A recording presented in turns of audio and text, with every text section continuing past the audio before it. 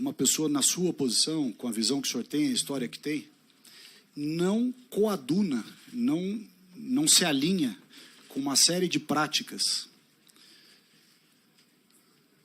que eu diria, vou usar um termo genérico aqui, capitalistas, de diversas lideranças do setor, em diversos estados, que nós fomos identificando ao longo da CPI, e que, embora se valha da discussão pela terra, ideológica, etc., denota, em muitos casos, um interesse tangível, econômico, muito claro, principalmente sob a ótica pessoal. Eu gostaria que o senhor externasse um pouco qual é a sua visão de casos, e pode falar em abstrato, não precisa defender A ou B.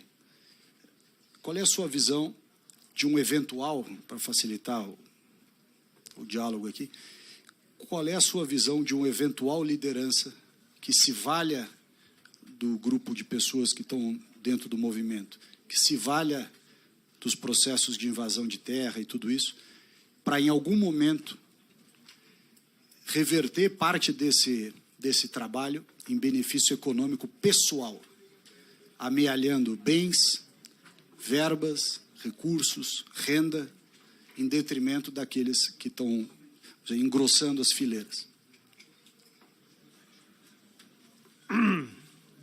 Muito bem.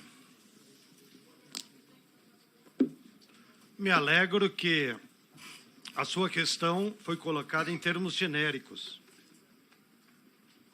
Nós vivemos uma sociedade capitalista, dividida claramente em diferentes classes e algumas delas antagônicas. E eu aprendi a fazer a leitura das classes sociais no capitalismo com um velho alemão chamado Karl Marx,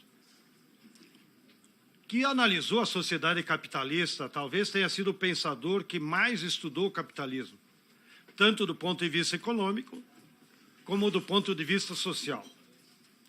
E antes que alguém tenha cócegas por conta de quem eu citei, quero comentar a vocês que, como estudante de economia, depois eu fui saber que um dos economistas que mais estudavam Marx no Brasil foi o Delfim Neto. E ele tem a melhor biblioteca do pensamento do Marx, em vários idiomas, inclusive, porque é um senhor ilustrado, letrado, da qual eu sempre devotei respeito, que era um sábio, independente das divergências ideológicas, claro.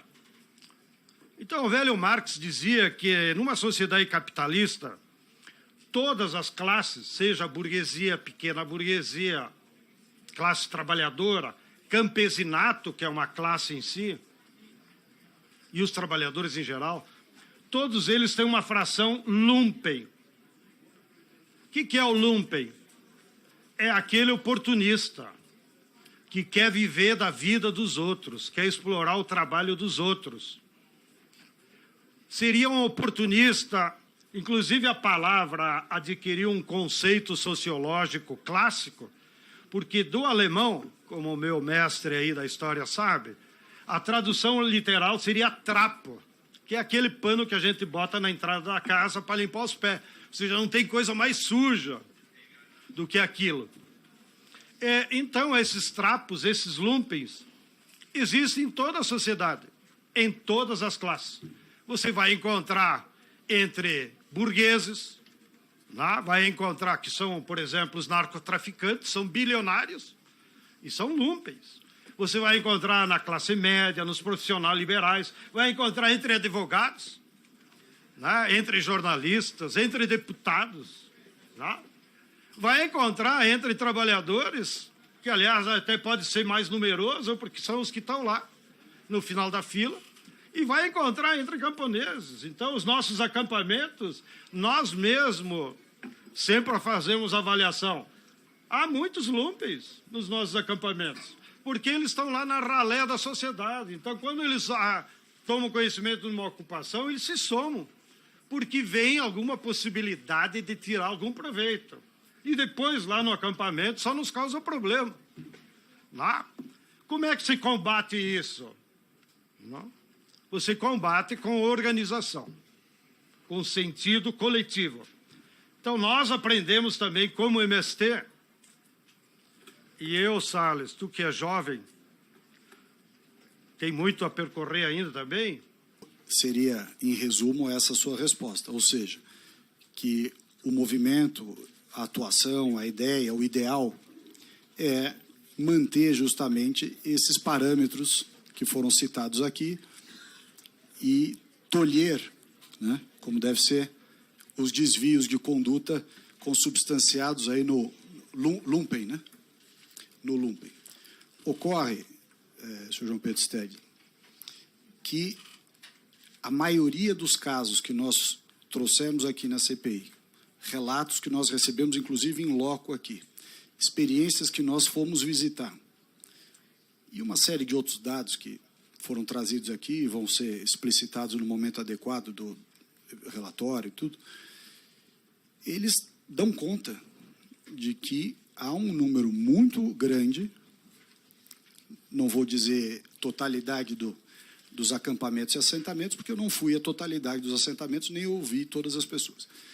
Mas, por alguma coincidência, todos que nós ouvimos, todos que nós analisamos, autoridades, etc., trouxeram para nós aqui uma narrativa, informações, dados, nomes, fatos, datas, em que claramente há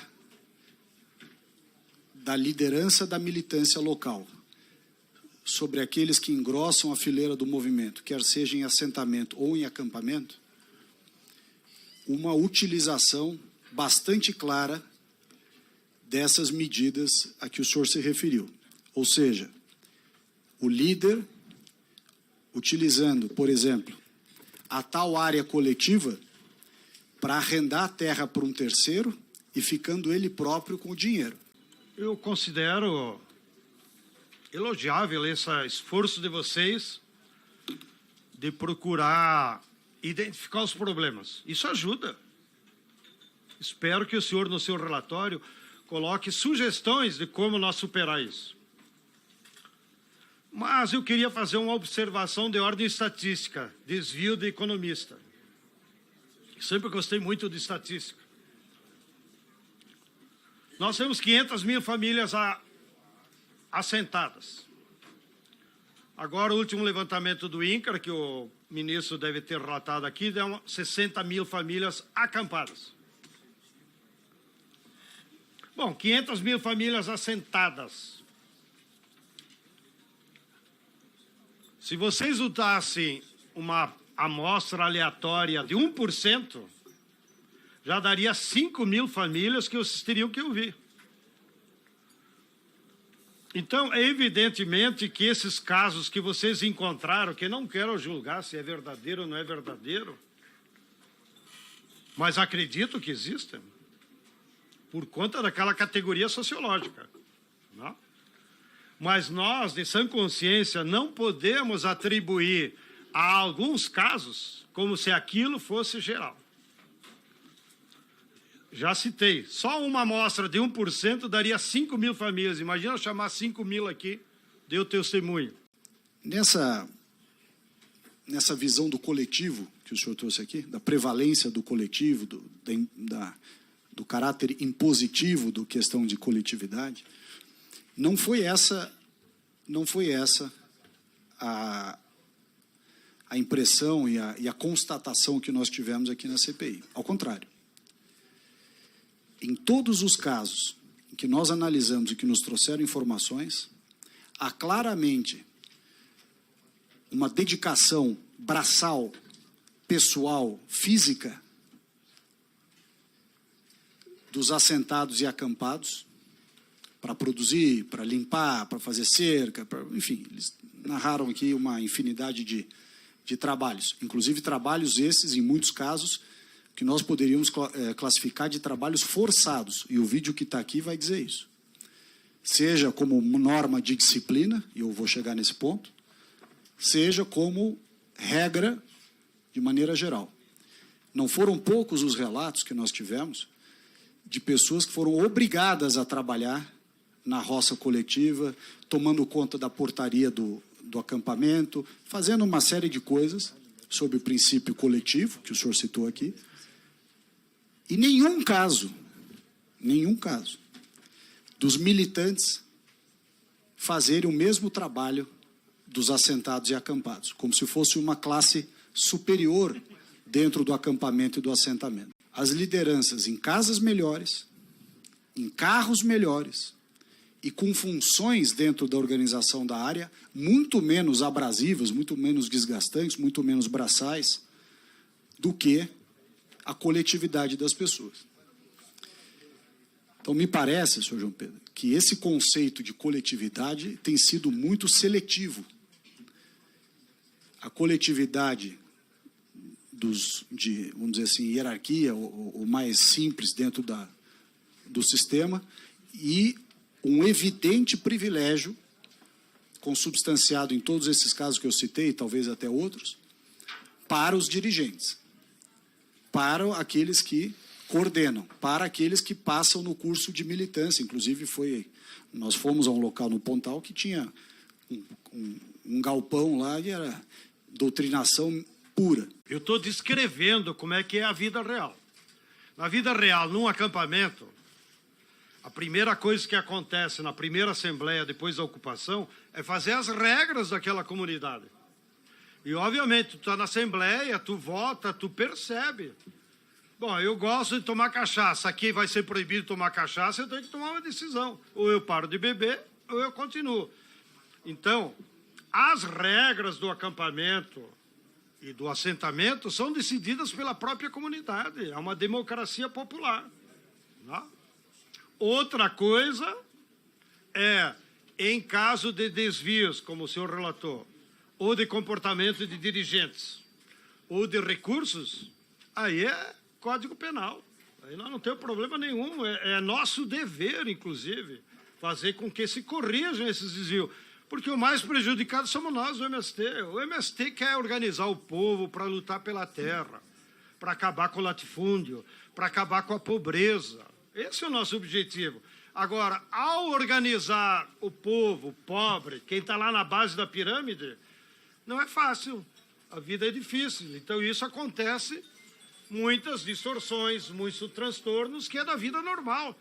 Como qualquer um, quando organiza algum tipo de movimento popular, sempre que tem movimento de massas, né, acontece esse tipo de fora do combinado, como se diz no popular. A sua afirmação, eu vou dedicar um capítulo do relatório dos autores dos desvios. Não quero abusar da paciência de vocês, mas eu já fui claro. O senhor pode ter a nossa palavra, o nosso compromisso. Nós somos os primeiros interessados a evitar que esse tipo de problema aconteça.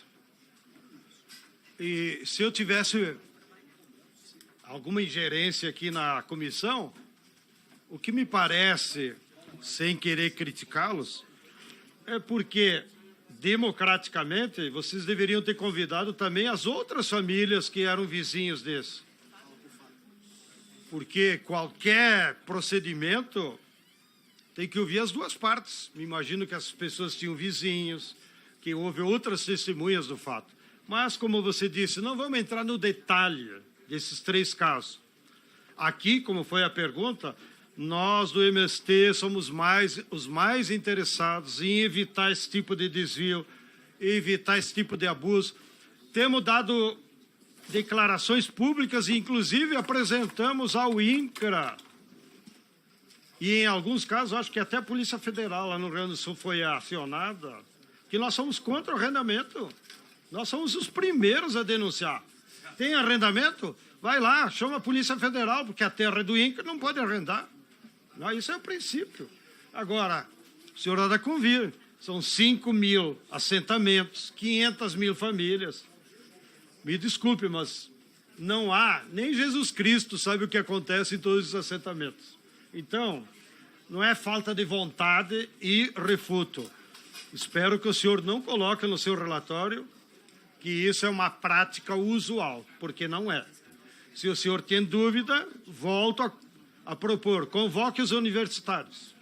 Manda uma universidade aí isenta a fazer uma pesquisa nos acampamentos e assentamentos. Era isso que eu tinha a dizer. Mas veja só, senhor João Pedro, eu não... Obviamente, o senhor vai manter as respostas, eu não vou ficar insistindo nas perguntas. Mas, de novo, quero deixar claro aqui. A descrição que o senhor faz, ou a figura hipotética, e qualificando isso como exceção, não condiz. É que o agronegócio adota um modelo tecnológico e eu tenho participado com eles de muitos debates. Não pensa que nos privamos a dialogar com eles. Que eles têm algumas contradições que são insuperáveis. Primeira delas, o agrotóxico. Todo o agronegócio usa agrotóxico. E o agrotóxico mata a biodiversidade. Portanto, ele desequilibra a natureza. E ele gera, inclusive, as mudanças climáticas. Contamina a água. Não? Esses dias eu fiquei lendo um informe da Unicamp. Olha aí, deputado Salles. De pesquisa da Unicamp, com não sei com que outro organismo de referência da saúde, encontraram agrotóxico naquelas papinhas de alimento infantil. Da Nestlé, de não sei quem. Claro que a responsabilidade não é da Nestlé, mas a matéria-prima que eles usaram para fazer a papinha já tinha veneno. Vou botar aí na tua colinha. Agronegócio burro, a turma do AgroSoja, a turma que financiou o 8 de janeiro. Se tiverem dúvida, mudem para outra CPI, que lá tem nome e endereço dos fazendeiros do Mato Grosso, de Goiás, que financiaram o 8 de janeiro.